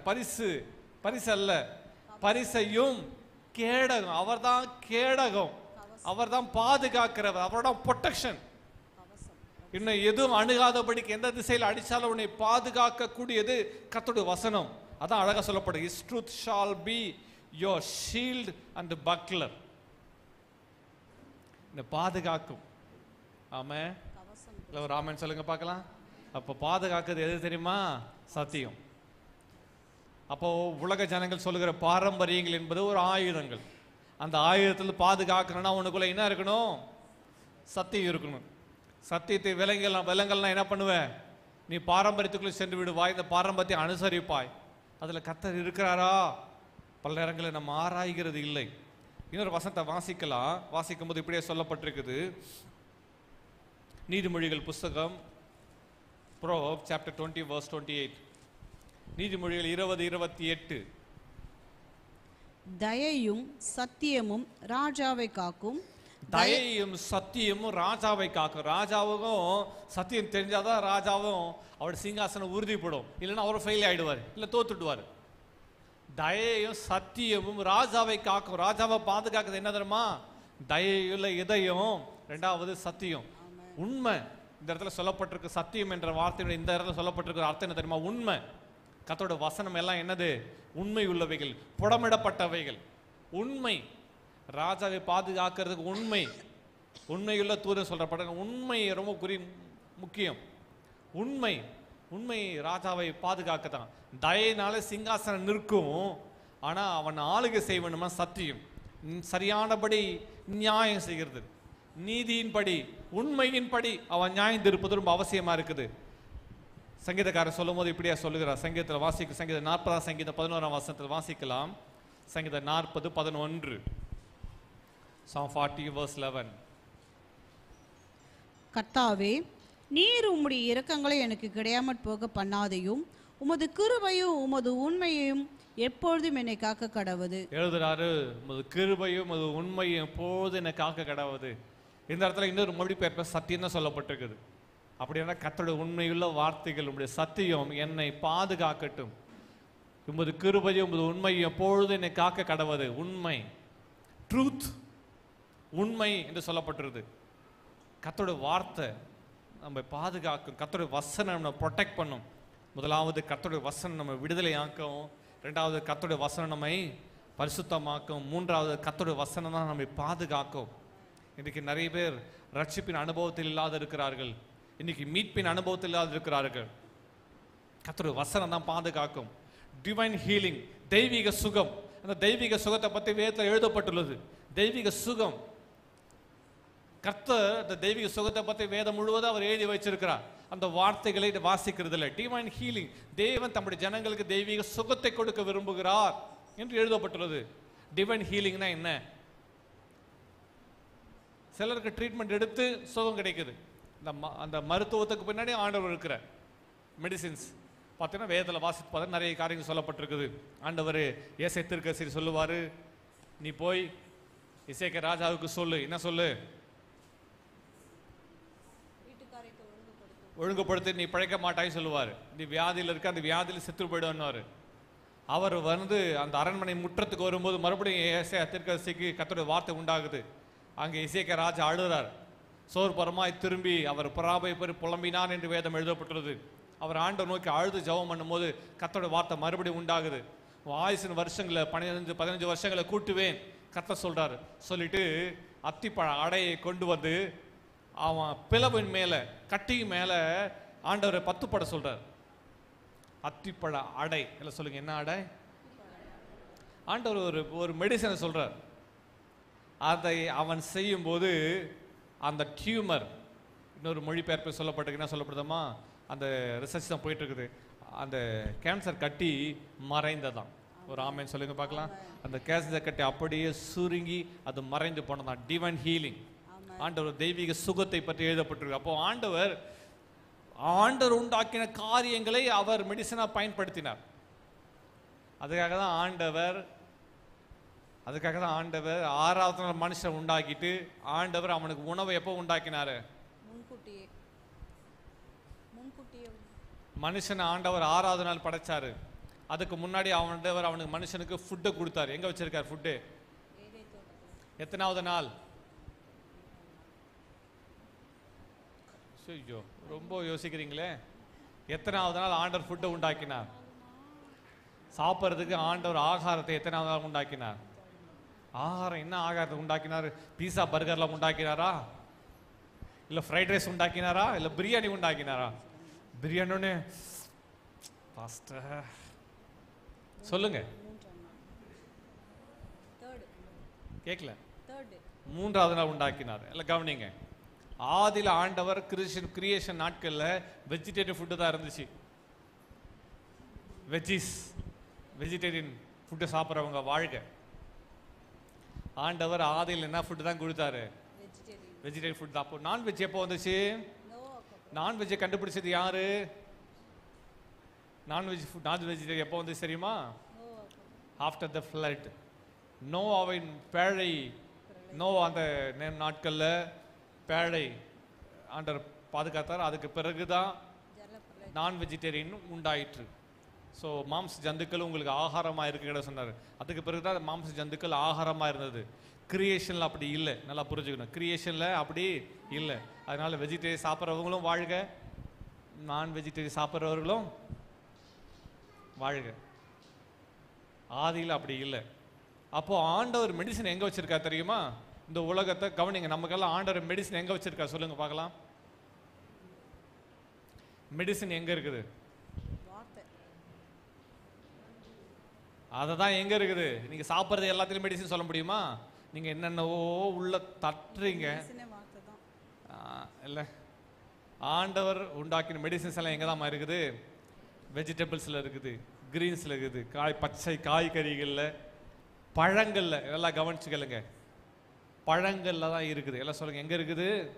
பழங்கள். பழங்கள்ல தான் ஆண்டவர் மெடிசன் வச்சிருக்கிறேன். நம்ம தான் இப்பதான் ஒன்று ஒன்று சாப்பிட்றோம். கோல்ட் ஆகிட்டா அந்த மெடிசன் இது எல்லாத்துக்கும் போயிட்டு நம்மளுக்கு எல்லாம் தெரிஞ்சிச்சு. சிலர்லாம் வச்சுருக்காங்க, நேராக கோல்ட் ரன்னிங் நோஸில் நேராக போடுறாங்க, திறக்கிறாங்க, டக்கு போட்டோம், முடிச்சுட்டு அவ்வளோதான்.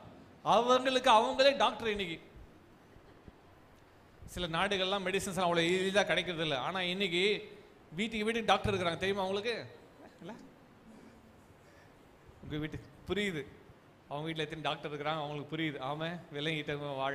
ஆமாம், சிலர்லாம் அதுக்கும் மேலே நேராக மெடிக்கல் ஷாப் போயிட்டு, அந்த மெடிக்கல் ஷாப்பில் இருக்கிறவர், அந்த மெடிக்கல் ஷாப்பில் சின்ன பையன் இருப்பான், இல்லை ஏதோ சின்ன பெண்ணு வேலை செஞ்சுட்டு இருப்பாங்க. அவங்ககிட்ட போயிட்டு தான் பிரச்சனை சொன்ன உடனே அவங்க டக்குன்னு இங்கேருந்து 2 பீஸ் எடுப்பாங்க, அங்கேருந்து 2 பீஸ் எடுப்பாங்க, 2 பீஸ் எடுப்பாங்க, எல்லாம் போட்டு கொடுத்துருவான். என்னன்னா 50 ரூபா கொடு, 30 ரூபா கொடு, டாக்டர்கிட்ட போனால் இவ்வளோ ஃபீஸ் கொடுக்கணும். அவங்க போட்ட உடனே கைராசிங்க, 2 வேலை தான் போட்டேங்க, மதியம் போட்டேன், நைட்டு போட்டேங்க, கோல்டெல்லாம் பறந்துச்சு. ஆனால் ஆண்டவர் மெடிசன் எங்கே வச்சிருக்கா தெரியுமா? வெஜிடபிள்ஸில், பச்சை காய்கறிகளில், கீரைகளில், பழங்கள் தான் ஆண்டவர் ஆரோக்கியத்தை வச்சிருக்கிறேன். இதை நம்ம சரியா தினந்தோறும் உணவில் சேர்த்துக்கொள்வோம்னால் நமக்கு ஆரோக்கியம் இருக்கும். ஆமாம், சத்தியம் இதெல்லாம் எங்கே சொல்லப்பட்டிருக்குது? கர்த்தருடைய வார்த்தையில், சத்தியத்தில். ஆண்டவர் கிரியேஷன்லேயே ஆண்டவர் அழகாக படைச்சு ஆண்டவர் உருவாக்கி வச்சிருக்கிறார். இன்னைக்கு உணவுகளில் இன்னைக்கு கலப்படங்கள், இன்னைக்கு உணவுகள் பழங்கள், காய்கறிகள் எல்லாவற்றையும் நல்லா எடுத்து தண்ணி நல்லா அலசிட்டு தான் நம்ம பயன்படுத்த வேண்டும். உணவுகளில், பழங்களில் இன்னைக்கு எல்லாவற்றிலையும் ரசாயனங்கள் அநேகமாய் கலக்கப்படுகிறது. ரசாயனங்கள் இன்னைக்கு அவ்வளோ வேதனை உண்டு பண்ணுகிற காரியங்கள். இயற்கையாக கிடைக்குதா? பெரிய பெரிய கடைகளில் போய் வாங்க சொல்லி உங்களுக்கு சொல்ல மாட்டேன். இயற்கையாக கிடைக்கிறத நீங்கள் வாங்குங்க. உலர்ந்த காய வைக்கப்பட்ட பழங்கள், இன்னைக்கெல்லாம் ட்ரை ஃப்ரூட்ஸ், சீட்ஸ், அதை பயன்படுத்துங்க. சீட்லெஸ் எதையுமே சாப்பிடாதீங்க. சந்ததி விருத்தியோ எதுவுமே இருக்காது. சீட்லெஸ் கிரேப்ஸ் பிடிச்சிருக்கு, ரொம்ப சந்தோஷம். ஆனால் எதிர்கால சந்ததி அழிஞ்சிரும், ஆரோக்கியம் இல்லை. விதை அடிக்கப்பட்டது, அது சரீரத்துக்கு பாதிப்பு உண்டு பண்ணக்கூடியது. கர்த்தர் சத்தியத்தை நீங்கள் விளங்கி கொள்ளணும், சத்தியத்தை அறிந்து கொள்ளணும் கர்த்தர் விரும்புகிறார். ஒரு ஆமென் சொல்லுங்க பார்க்கலாம். ஆரோக்கியத்தை ஆண்டவர் ஆதியிலே எழுதி வச்சிருக்கிறார். அது பாதியில் மாற்றிட்டாங்க. இன்னைக்கு நிறைய பேருக்கு எல்லாருக்கும் பிடிச்சிருக்குது ஃப்ரைடு சிக்கன். எஸ், ஆமே, ஹல்லேலூயா. சிலருக்கு ஒரு உற்சாகம் வரும் பாருங்க, ஹல்லேலூயா. இதுதான் எதிர்பார்த்துட்டு இருந்தேன். வாய்க்கு ருசியாக இருக்கும், ஆனால் உடம்பு என்ன பண்ணோம்? ஏதோ அக்கேஷனாக சாப்பிட்டு போகிறீங்களா? ஓகே. இன்றைக்கி நம்ம முட்டை, எல்லாம் முட்டை, எக்ஸாம்பிள் தான், மார்க்கில் முட்டை வாங்கினா தான் இன்றைக்கி முட்டை. இன்றைக்கி நம்ம கிடைக்கிற முட்டை நாட்டுக்கோழி முட்டை கிடைக்குதா? இப்போது நம்ம கடையில் வாங்குகிற முட்டைகள் அவயத்தில் வச்சா அது பொரிக்குமா? நான் கேட்குற கேள்விக்கு பதில் சொல்லுங்கள். கடையில் வாங்குகிற முட்டை அவயத்துக்கு வச்சா அது பொரிக்குமா? ஆனால் சின்னுக்கு நாட்டுக்கோழி முட்டை விற்கிறாங்க, சிலர் கலப்படம் விற்கிறாங்க, ஆனால் அவங்க ஒரிஜினல் நாட்டுக்கோழி முட்டை அது அவயத்தில் வச்சா அது பொரிக்கும், அதில் உயிர் இருக்குது. ஆனால் பிராய்லர் முட்டைகள் எல்லாம் இல்லை. அது என்னது? இது சாப்பிட்டாலே கெடுது. நீங்கள் கடையில் விழுகிற பிராய்லர் சிக்கன்கள் வாங்கி சாப்பிட்றோம் இல்லை, ஜென்டமைசின் இன்ஜெக்ஷன் போடுறாங்க, 3 இன்ஜெக்ஷன், 30 days to 45 days அது 2 கிலோ 3 கிலோ வந்து அப்படியே கொழு கொழு நிற்குது. அந்த சிக்கனில் அப்படியே கோடு போட்டு மசாலா போட்டு தந்தூரி வச்சா உடனே அடிச்சு புசிமா புடிசி. நீ என்னெல்லாம் உள்ள இறக்குறியோ இறக்கு, நீ எவ்வளோ உள்ள இறக்குறியோ எல்லாத்துக்கும் சேர்த்து எங்கே கொடுக்கணும்? ஹாஸ்பிட்டலில். ஒருத்தர் கவனிங்க, இதெல்லாம் நான் படித்து கொண்டிருக்கிற ஆராய்ச்சி பண்ணி கொண்டிருக்கிற காரியங்களை சொல்கிறேன். நீங்கள் ஆன்டிபயோட்டிக்கு கவனிங்க, இதெல்லாம் சாப்பிட்டுட்டு தான் நீ ஆன்டிபயோட்டிக் எடுக்க தேவையில்லையா? ஏன்னா ஏற்கனவே உனக்குள்ள ஆன்டிபயோட்டிக் ஏறிட்டு இருக்கு. நீ விரும்புறியோ விரும்பலையோ உனக்குள்ள அதெல்லாம் சாப்பிடும்போது என்ன இருக்குது? ஆன்டிபயோட்டிக்கு ஏறிட்டே இருக்குது. ஆன்டிபயோட்டிக் உனக்குள்ளே போயிட்டு இருக்குது. அதனுடைய வீரியம், அது தேவையில்லாத காரியம் உனக்குள்ளே போய் அந்த கொழுப்பு, அது என்ன சொல்லுது, அது இதய அடைப்புகள், இப்படிப்பட்ட பிராய்லர் சாப்பிட்றவங்களுக்கு இதய கொழுப்புகள் உண்டாகி இதய அடைப்பு நோய் உண்டாகுது. சரீரத்தில் பலவிதமான பிரச்சனைகளை போராட்டங்களை உண்டு பண்ணுது. சின்ன பிள்ளைங்க சாப்பிடும்போது அவங்க அந்த குறிப்பிட்ட வயசு கேர்ள்ஸ் வரும்போது அவங்களுக்கு பாதிப்பு உண்டு பண்ணுது. சரீரத்தில் நிறைய உபாதைகளை உண்டு பண்ணுது. இதெல்லாம் நம்ம செய்து கொண்டு இருக்கிறோம். இன்னைக்கு நமக்கெல்லாம் வாய்க்கு ருசியாக இருக்குது, உண்மைதான். ஆனால் அதுக்கு பின்னாடி நீங்கள் பிள்ளைங்க கேட்குறாங்கன்னு பாக்கெட்டாக சிப்ஸ் வாங்கி கொடுக்குறோம். நல்லா கொடுங்க. அதில் போடப்படுற அந்த சால்ட் எவ்வளோ பெரிய பிரச்சனை உண்டு பண்ணுறதுன்னு தெரியல. இன்றைக்கி உலக நாடுகள் எல்லாத்தையும் கண்டுபிடிச்சி பேன் பண்ணிட்டு இருக்காங்க. ஆனால் இந்தியா மார்க்கெட்டில் ஓப்பன், யார் என்ன வேணால் விற்கலாம். அப்படிப்பட்ட மார்க்கெட் இந்தியா மார்க்கெட்டு. இந்தியா தேசம் கண் விழிக்கிறதுக்கு உனக்கு வருஷங்கள் ஆகும். அதனால் உலகத்தில் எங்கெங்கெல்லாம் ஓடலையோ இந்தியா மார்க்கெட்டில் கொண்டு வந்து குட்டுறாங்க. எல்லாமே இந்தியாவில் விற்காத பொருள் எதனா இருக்க முடியுமா? எல்லாமே விற்கும். ஆமாவா? ஃப்ரீயாக கொடுத்தா அப்படிப்பட்ட உலகமாய் மாறிட்டு இந்திய தேசம். அதனால் இன்னைக்கு பிள்ளைங்க கேட்குறாங்கன்னு சிப்ஸாக சாக்லேட்டாக கொடுக்குறோம். நீங்கள் சாக்லேட்லாம் சாப்பிட்றோம். முடிஞ்ச பிறகு இன்றைக்கி சாக்லேட் கொடுப்பாங்க, எனக்கு தெரியாது, ஆனால் சொல்கிறேன். அதில் கவனிங்க, ஒரு சாக்லேட்டு நிறமி சாக்லேட் கலர் வருது பார்த்தீங்களா? அந்த நிறம் உண்டாகிறதுக்கு கெமிக்கல்ஸ், எல்லாம் கெமிக்கல்ஸ் ஆட் பண்ணப்படுகிறது. கேக் கெமிக்கல்ஸ், அந்த நிறம். நீங்கள் சுகர், நீங்கள் கரும்பு ஜூஸ் குடிக்கிறீங்களா? அப்படியே ஆட்டி கரும்பு ஜூஸ் குடிக்கிற சந்தோஷம். இந்த கரும்பு வெள்ளமாக்கி சாப்பிட்றாங்களா? இன்னைக்கு காய்ச்சி விற்கிறாங்க. வெள்ளம் எடுக்கிறீங்களா? நாட்டு வெள்ளம் எடுக்கிறீங்களா? ரொம்ப சந்தோஷம், குட். சர்க்கரை, அந்த வெல்லம் கெமிக்கல் ஆட் பண்ணப்பட்டு உங்களுக்கு பியூர் சுகராக கிடைக்குது. அதுதான் சிலருக்கு கொஞ்சம் டீ எல்லாம் கப்பில் கொடுத்த டீ, என்ன இது இந்த டீ ஒரு வாய்க்கு பத்துமான்னு கேட்குறாங்க. சுகர் போட்டு அப்படியே ஃபுல்லாக குடிக்கணும்னு விரும்புகிறீங்க. இந்த ஒயிட் சுகர் எவ்வளோ டேஞ்சர் தெரியுமா? ஒயிட் சுகர், மைதா ரொம்ப டேஞ்சரஸ். சிலருக்கு பரோட்டா கொத்து, ஆமாம் பிசாசு கொத்தி எடுக்கிறான். என்ன பண்ண தெரியுமா? அதெல்லாம் எடுக்குது. ஒரு குறிப்பிட்ட 30 years 30 to 40 years அந்த வருமம் அப்போ தான் ஸ்டார்ட் ஆகுது. டயபெட்டிஸ் எல்லாம் இருக்குது, சாப்பிட முடியல. வாய்க்கு காவல் வைக்கிறது இல்லை, அவ்வளோ டேஞ்சர் மைதா. அது விரியனை போல தீண்டும், அதனுடைய வீரியத்தை உணர முடியல. என்னோட கூட சிலர் இருக்கிறார்கள், அவளை பார்க்குறேன். டயபெட்டிஸ், சின்ன வயசில் சக்கரை நோயால் பாதிக்கப்பட்டு இருக்கிறாங்க. குறிப்பிட்ட லெவல் போடணும், இன்ஜெக்ஷன் போட ஆரம்பிக்கிறாங்க. அதுக்கு பிறகு போக போக என்ன ஆகுது? Kidney failure, dialysis. வாரத்துக்கு 2 நாள் போய் ஹாஸ்பிட்டலில் படுத்துக்கணும். ரத்தத்தை சுத்திகரிக்கிறாங்க. உடம்புல இருக்க ரத்தத்தம் கிட்னி வேலை செய்யல, ரத்தம் செயற்கையாக சுத்திகரிக்கப்படுகிறது. ஆண்டவர் இயற்கையா நம்ம அழகா படைச்சாரு, அவர் சாயல்படி ரூபத்தின்படி படைச்சாரு. இந்த ஆலயத்தை நம்ம தான் கெடுத்துட்டு இருக்கோம். இன்னைக்கு உள்ள நம்ம என்ன சாப்பிடுகிறோம் என்பது முக்கியமான ஒரு காரியம். பாதுகாப்பு சத்தியத்தினால தான் வருது. உங்க பிள்ளைங்களுக்கு ஃப்ரூட்ஸை வாங்கி கொடுங்க. ஒருத்தர் இப்படியாக அவர் சொன்னார், ஒரு டெமான்ஸ்ட்ரேட் பண்ணி காட்டினாரு. ஒருத்தர் ஒரு ஆப்பிள் வாங்கி வச்சாரு. ஒருத்தர் ஒரு கடைக்கு கவனிங்க, ஒரு ஷாப்பில் போயிட்டு ஆப்பிள் வாங்கிட்டு வந்தார். அவன் சொன்னாவன், சார் 2 மாதம் ஆனாலும் நான் ஆப்பிள் கெடாது சார்னா. அதை வாங்கிட்டு வந்து வீட்டில் வச்சாரு. எவ்வளோ சார்? 1 மாதமாக அந்த ஆப்பிள் இருக்குது, கெடவே இல்லை சார் அப்படின்னா. வாங்கிட்டு வந்து வீட்டில் வச்சாரு. கடை தெருவில் வாங்கிட்டு வந்தார். அது அந்த நம்ம வெயில் உஷ்ணத்துக்கு ஒரு வாரத்தில் சுருங்க ஆரம்பிச்சது. அதுக்கு பிறகு அவர் நல்லா கழுவிட்டு சாப்பிட ஆரம்பித்தார். 1 மாதம் அவர் வீட்டில் வந்து 1 மாதம் ஆயிடுச்சு, இன்னும் அந்த ஆப்பிள் அழுகவே இல்லை. என்ன அழுகலையே அப்படின்னு எடுத்து அது மேலே அந்த ஸ்டிக்கரை பிரிச்சுட்டு கத்தி எடுத்து சுரண்ட ஆரம்பித்தார். அந்த ஆப்பிள் மேலே என்ன இருக்குது? மெழுகு. கெடாதபடிக்கு மெழுகு பண்ணியிருக்கிறாங்க, மெழுகு போட்டு வச்சிருக்கிறாங்க. அதெல்லாம் சுரண்டி எடுத்து அவ்வளோ மெழுகு எல்லாம் எடுத்து க்ளீன் பண்ணி பார்த்தா அவ்வளோ மெழுகு போட்டு வச்சிருக்கிறாங்க. இன்னைக்கு அவ்வளோ கெமிக்கல்ஸ் போடப்பட்டிருக்குது.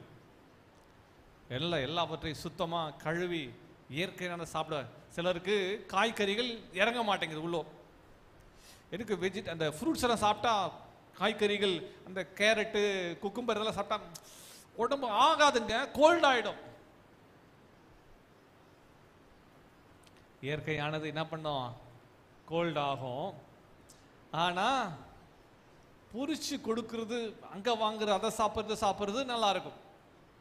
இன்னைக்கு உங்க பாடி எதுக்கு டியூன் ஆயிடுச்சு பாருங்க, உங்க சிந்தை எதற்கு இசைஞ்சு கொடுக்குது பாருங்க. இன்னைக்கு நாம அடுத்த சந்ததி ஆரோக்கியம் உள்ள சந்ததி. கவனிங்க, இந்தியாவில் ஒரு பெரிய பிஸ்னஸ் வளர்ந்துட்டே இருக்கு தெரியுமா உங்களுக்கு? நீங்களும் நானும் எதிர்பார்த்திராத அளவுக்கு பெரிய பிஸ்னஸ் இந்தியா மார்க்கெட்டை பிடிச்சிட்டு இருக்குது. என்ன தெரியுமா? Number 1 ஃபார்மாட்டிக்கல் companies. அவன் சொல்றான், இந்த ஃபுட்டு எவ்வளோ சேல் ஆகுதா, வெரி குட், ஒன்று நல்லா சேல் பண்ணு, நான் அது காசு கொடுக்குறேன். யார் கொடுக்குதாமா? கெமிக்கல் ஃபேக்டரிஸ் கொடுக்குறான். ஏன் தெரியுமா? இந்த டிசீஸ் இது வரும், இந்த டிசீஸ்க்கு மெடிசன் எங்கிட்ட தான் இருக்குது. ஃபார்மாட்டிக்கல் கம்பெனிஸ் அதுக்கான தொகையை அவன் ஸ்பான்சர் பண்றான். இன்னும் சீப்பாவே கொடு, சாப்பிடும். இதுவரை இல்லாத அளவுக்கு இந்தியாவில் 10ல் 4 பேருக்கு ஹார்ட் டிசீஸ் இருக்கு, தெரியவே இல்லை. இதய நோய், சர்க்கரை நோய், ரத்த அழுத்தம், பிபி வந்தா சுகர் வருதுன்னா, சுகர் வந்தா பிபி தான். 2 பேரும் மேரேஜ் பண்ணியிருக்கிறாங்களாம். யார் தெரியுமா? பிபி சுகர் மேரேஜ் பண்ணியிருக்காங்களாம். தெரியுமா உங்களுக்கு? இது வந்தா அது வந்துடும், அது வந்தா இது வந்துடும். அதனால என்ன பண்றாங்க, இன்னைக்கு டாக்டர் போனா கண்ணை மூடிக்கிட்டு அவரு இந்தாங்க சுகர் டேப்லெட் எடுக்க ஆரம்பிச்சிரு, இதை சாப்பிட ஆரம்பிச்சா வாழ்நாள் முழுவதும் நீ கஸ்டமரா மாறிட்ட. ஆனால் நம்ம கொடுக்குற அந்த மெடிசன் லைஃப் டைம், நீ சாகிற வரல சாப்பிட்டாகணும். ஒன்று ஸ்டார்ட் பண்ணிட்டா மெடிசன் நிறுத்த விட மாட்டாங்க. ஏன்? நீ லைஃப் டைம் கஸ்டமர். பிபிக்கா லைஃப் டைம் கஸ்டமர். நீ ஸ்டாப் பண்ண விடவே மாட்டாங்க. எந்த டாக்டரும் உனக்கு வந்து ஓகே நீ ஸ்டாப் பண்ணிட்டு சொல்லவே மாட்டாங்க. அவ்வளோதான், ஒன்றும் பண்ண முடியாது. உனக்கு சுகம் ஆரோக்கியம் எல்லாம் கர்த்தர் தான், அவர் உண்டாக்கின இயற்கை உணவுகள் தான். விலையை கொண்டவங்க ராமே ஆமே.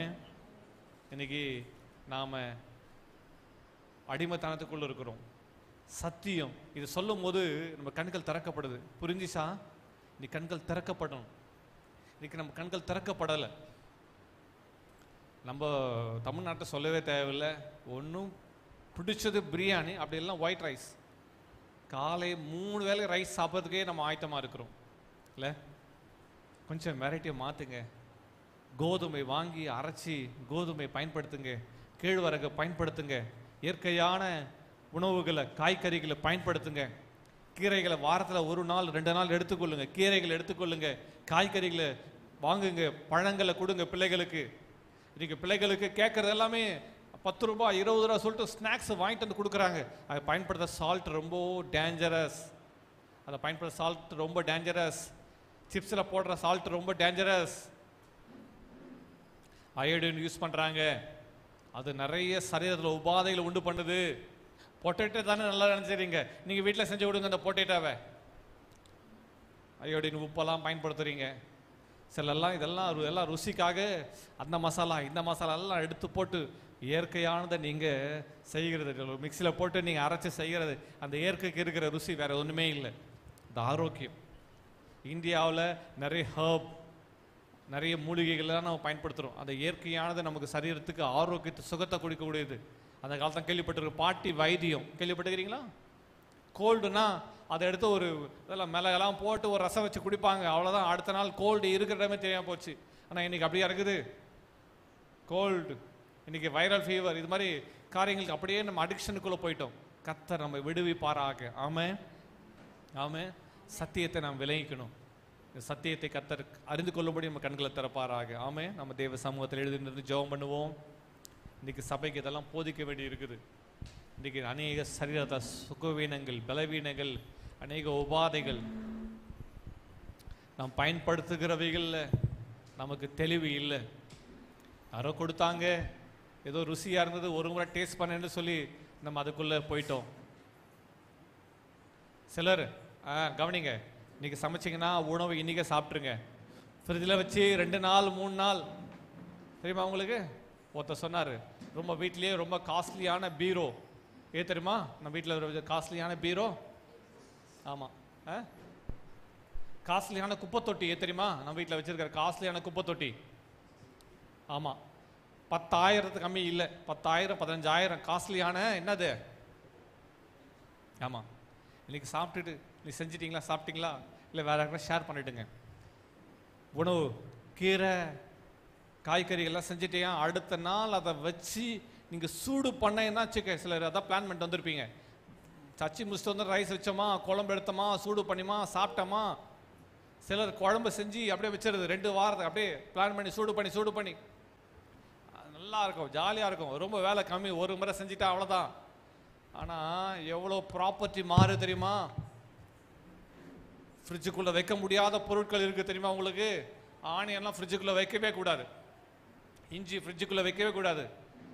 அந்த ஈரப்பதத்தில் ஃபங்கஸ் ஃபார்ம் ஆக ஆரம்பிக்குது. நீங்கள் வைத்த 2 மணி நேரத்துலேயே ஃபங்கஸ் ஃபார்ம் ஆக ஆரம்பிக்குது. இதெல்லாம் தெரியுறதில்ல. ஆனியன் எல்லாத்தையும் கட் பண்ணி எல்லாம் மீதி ஆவதெல்லாம் எல்லாம் கொண்டு போய் எங்கே வைக்கிறீங்க? 10,000 ரூபாய் கொடுத்து வாங்கி வச்சிருக்கிற, பத்திரமா வச்சுறீங்க. உங்கள் ஃப்ரிட்ஜு காலி ஆகட்டும். பாய்சன், உங்கள் பிள்ளைகளுக்கு விஷத்தை கொடுக்குறீங்க, நல்லா கவனிச்சு கொள்ளுங்க. விஷத்தை கொடுக்குறீங்க. இன்னைக்கு என்ன தேவையோ மிதிச்சா அவ்வளோதான்.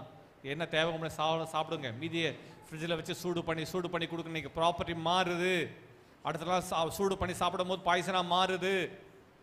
ஒரு முறை அன்னைக்கு ஃப்ரெஷ், அவ்வளோதான், முடிஞ்சிச்சு. ஃப்ரிட்ஜுக்குள்ளே போனாலே முடிஞ்சிச்சு கதை. இன்னைக்கு நம்ம அதை விளங்காமல் நீங்கள் அதான் செய்கிறோம், அதான் செஞ்சிட்டு இருக்கிறோம். அந்த ஃப்ரிட்ஜில் எடுத்து சூடு பண்ணி அப்போ சாப்பிடலாம். இப்போ சாப்பிடாம போயிட்டு எப்படி வேஸ்ட் ஆகிடுமே அப்படின்னா, வேஸ்ட் அந்த குப்பையில் போடுறத வயிற்றில் போடுறோம். எவ்வளோ டேஞ்சர் தெரியுமா? அருமை சகோதரனே, சகோதரியே, தேவஜனமே, இன்னைக்கு நம்ம சரீரத்தில் ஆரோக்கியம் இல்லை. காரணம் தெரியுமா? நமக்கு உணவு, நம்ம வாயில் வழியாக போகிறது தான் நமக்கு உணவு. உணவே மருந்துன்னு சொன்னாங்க. இந்த உணவை நம்ம மருந்து போல நம்ம சாப்பிட்டுட்டா ஆரோக்கியம், இல்லைன்னா மருந்து உணவு போல சாப்பிட வேண்டியிருக்கும். ரொம்ப முக்கியமான காரியம். நீங்கள் சூடு பண்ணி சாப்பிட்ற காரியங்களை, நம்ம இதெல்லாம் காரியங்களை தவிர்த்தாலே ஆரோக்கியம் நம்ம வாழ்வில் இருக்கும். ஃபிசிக்கல் ஆக்டிவிட்டீஸ், உழைப்பு இருக்கா? நீங்கள் டெய்லி உழைக்கிறது வேர்வை சிந்துற அளவுக்கு உழைக்கிறீங்களா? அதான் முக்கியம். டெய்லி வேர்வை சிந்துற அளவுக்கு உழைக்கிறோமா? நான் சாப்பிட்டது டைஜஸ்ட் ஆகுதா? அதான் முக்கியம். சாப்பிட்டது டைஜஸ்ட் ஆகுதா? சாப்பிட்ட உடனே படுத்துடுறோமா? அடுத்தது நைட்டு குறிப்பிட்ட நேரத்துக்கு பிறகு சாப்பிடக்கூடாதான். சாப்பிட்டுட்டு 2 மணி நேரம் விழிச்சிருக்கணும். சாப்பிட்டுட்டு அப்படியே படுக்கைக்கு போகிறோமா? இதுக்கு எக்ஸசைஸ் செய்கிறோமா? வாக்கிங் ஏதாவது போகிறோமா? கவலையோடவே படுக்கைக்கு போறோமா, இல்ல சந்தோஷமா என்னன்னாலும் கத்தர் பார்த்துக்குவார், ஜபத்தோட கத்தர் பார்த்துக்குவார், ரெண்டு பிரச்சனைகள் அவர் பார்த்துக்குவார் என்று லைட் ஹார்ட்டடா இருக்கிறோமா, இல்ல ஹெவி ஹார்ட்டோட இருக்கிறோமா? இதெல்லாம் நம்ம கடைபிடிக்க வேண்டிய காரியங்கள். டெய்லி காலையில் எழுந்தோன்னா வயிறு கிளீன் ஆயிட்டா டாய்லெட்டுக்கு போயிடுறோமா? டெய்லி காலையில் வயிறு கிளீன் ஆகலைன்னா பெரிய டேஞ்சர். உடம்புல அழுக்கு தங்கிட்டே இருக்குன்னு அர்த்தம். அந்த உடம்புல அழுக்கு தங்க தங்க வியாதி வந்துடும். ரொம்ப டேஞ்சராக இருக்கணும். டெய்லி வயிறு கிளீன் ஆயிடணும். ரொம்ப முக்கியமான காரியம். உங்களுக்கும் உங்கள் பிள்ளைகளுக்கும் நீங்கள் சொல்லிக் கொடுக்க வேண்டிய காரியம் டெய்லி. இல்லை 2 நாள் 3 நாள்லாம் இப்போவே செக் பண்ணிடணும். அதுக்கான இயற்கையான காரியங்கள்லாம் வா மாத்திரை மாதிரி எனக்கு வேணாம், அதுக்கு பொடியாக விற்கிறாங்க. கிளியர் ஆகிட்டோம். உடம்புல அழுக்கு தங்குறது ஆண்டவர் எதுக்கு வேர்வை சுரப்பிகள் வச்சிருக்கா தெரியுமா? உடம்புல இருக்கிற அழுக்குகளை வேர்வை சுரப்பிகள் வழியாக வெளியேறுது. அதே மாதிரி நம்ம கிளீனாக இருக்கணும். இதயம் கிளீனாக இருக்கணும். நம்ம வயிறும் கிளீன் ஆகிடணும். டெய்லி சிந்தையும் கிளீன் ஆகிடணும். ஆமென். கவலைன்னா நீ கவலைப்படுறதா எதாவது மாற்ற முடியுமா? எதையாவது மாற்ற முடியுமா? நீ கவலைப்படுறதா உன் பிள்ளைய மாற்ற முடியாது, உன் எதிர்காலத்தை மாற்ற முடியாது. அப்போ எது கவலைப்படணும்? கவலைப்படுறதா என்ன பிரயோஜனம் என்ற வெளிப்பாடு உங்களுக்கு வரணும். இயேசு தெளிவாக சொன்னார், நீங்கள் ஒன்றுக்கும் கவலைப்படாதிருங்கள், ஆகாயத்து பச்சைகளை பாருங்கள் சொன்னார். கவலைப்படாதீங்க, கர்த்தர் பார்த்துக் கொள்வார். ஒரு ஆமென். ஆமென். சத்தியத்தை அறியணும். கர்த்தர் உங்களுக்கு ரொம்ப நாளாக சத்தியங்களை பேச நினைச்சாரு. கர்த்தரே இந்த சத்தியங்களை இந்த வார்த்தைகள் உங்களுக்கு கொடுத்துருக்கிறார். விழிப்பாக இருப்போம், நம்ம சுத்தமாக இருப்போம்.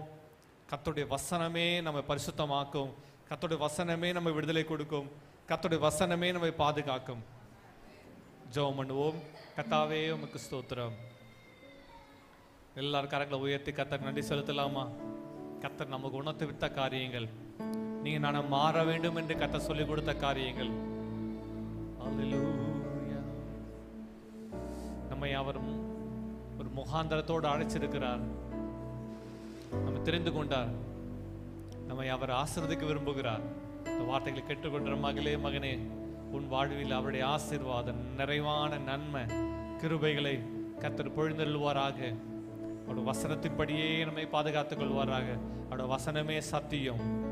ஒரு சத்தியத்தின்படி எங்களை விடுதலையாக்கி, இந்த சத்தியத்தினால் எங்களை பரிசுத்தமாக்கி, இந்த சத்தியத்தினால் எங்களை பாதுகாத்துக் கொள்ளும்.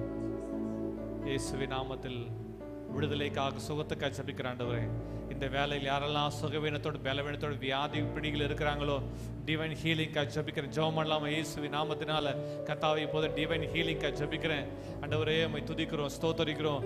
எந்த காரியத்தினாலாவது இவர்களுக்கு சுகவீனப்பட்டிருப்பார்களா, வியாதியோட வலியோட கவலையோட கண்ணீரோட கட்டுகளோடு இருப்பார்களா, இந்த வேலையில் கர்த்தருடைய நாமத்தினால டிவைன் ஹீலிங், தெய்வீக சுகம் உண்டாகட்டும். சுகமாக்கும், அற்புதம் செய்யும், நாமத்தை மகிமைப்படுத்தும். இயேசுவின் நாமத்தில் ஜெபிக்கிறோம்.